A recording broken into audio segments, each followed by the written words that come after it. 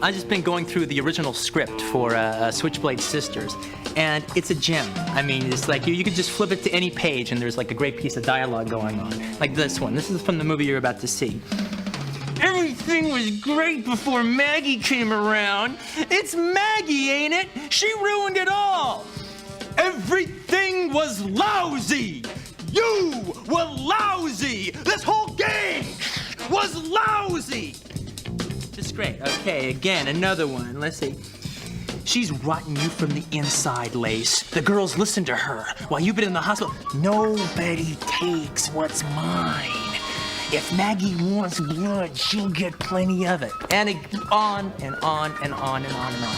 This is so far one of the funnest films that we've got releasing through the Rolling Thunder video collection.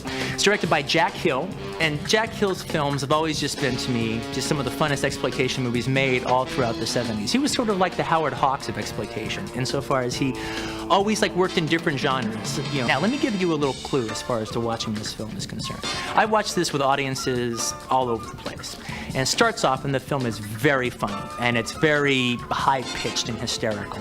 And I've watched it as audiences watch the film. Basically, at first, they're laughing kind of at the movie, because it's one of those kind of movies. But then, as it goes on, you kind of start realizing, no, this is genuinely funny. This dialogue is really good, and you start laughing with the movie. But then a very strange thing happens, and this is not the only Jack Hill film for this to happen. This happens in at least 3 of his other films. All of a sudden, you're watching towards the end of Switchblade Sisters, and all of a sudden, you realize you actually care about these people.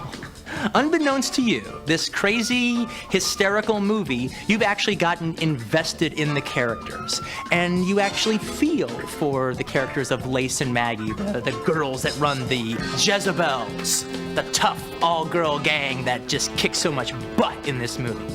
Anyway, this is a blast. Sit back, enjoy, have fun. Now, I'm going to tell you this little story about how this film came about. What had happened was, Jack Hill had pretty much made most of his movies for either Roger Corman at New World Pictures or Samuel Arkoff at AIP. He broke off from those guys and started his own company with his producer, John Prizer. And the company was called Centaur Releasing. And so the first film that they did, under this alliance, was a film called The Swinging Cheerleaders.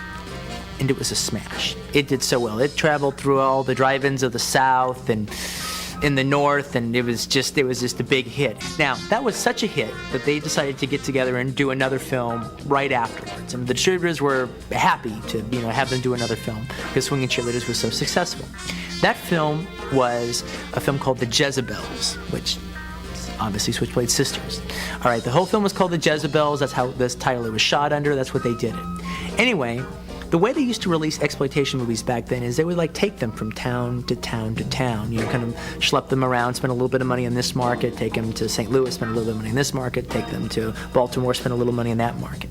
Anyway, they open up The Jezebels. All right, and it does horrible business. Nobody goes and sees it. And the theater owners all say, well, it was because of the title. The Jezebels, what's that? People thought it was a Betty Davis movie. You gotta have something harder. You gotta come up with something harder.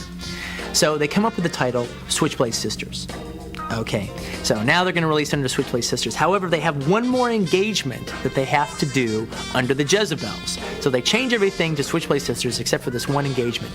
They open up the film in this other engagement, and the film does great under the title The Jezebels. The film does just absolutely fantastic.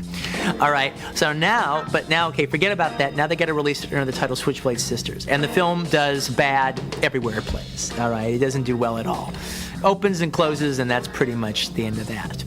Personally, I have to say, while Jezebels is a little bit more organic, organically organic to the story, I actually like the title Switchblade Sisters better. I think it still describes the movie wonderfully. It makes no mistake about the kind of movie it is.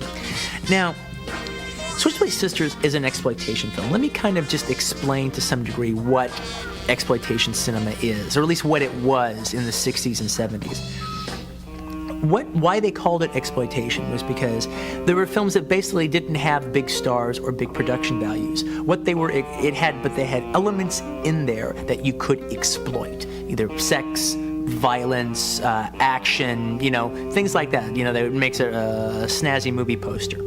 And inside of exploitation films in the 60s and 70s, there were many different genres. Well, Jack Hill was sort of the Howard Hawks of this type of exploitation director. All right, he worked in pretty much every, most of the genres going.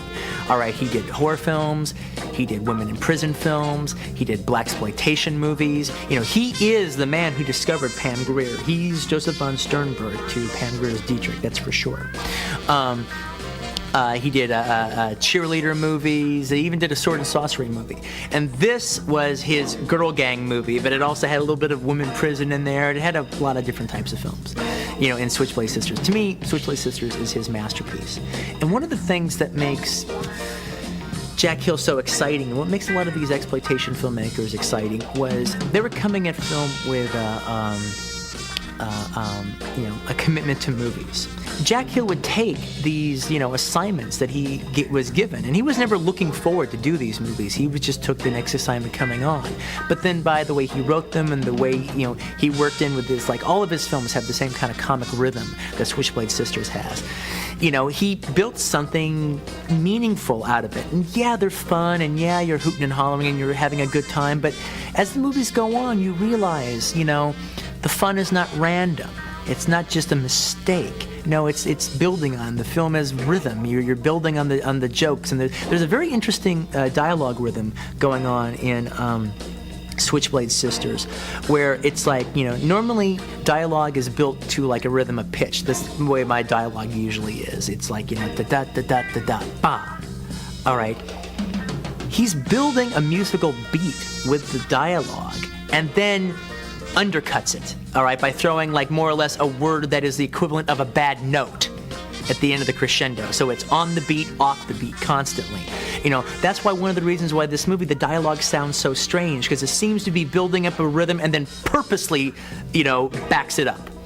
Now, another interesting thing about the way Jack Hill conceived this movie is Jack Hill was always taking Jack Hill is a Shakespeare aficionado, and he was always using Shakespeare as the basis for his movies. Switchblade Sisters is Othello. It's set up straightforward. It's Othello. And Patch, all right, Monica Gale in the film, is basically, without a doubt, playing Iago. And not only is she playing Iago, she's playing Iago great. As far as I'm concerned, at this point, she's one of the best Iagos in film history. She does a great job with the film. And it's and so the whole film has this kind of Othello structure to it. Anyway, enjoy Switchblade Sisters.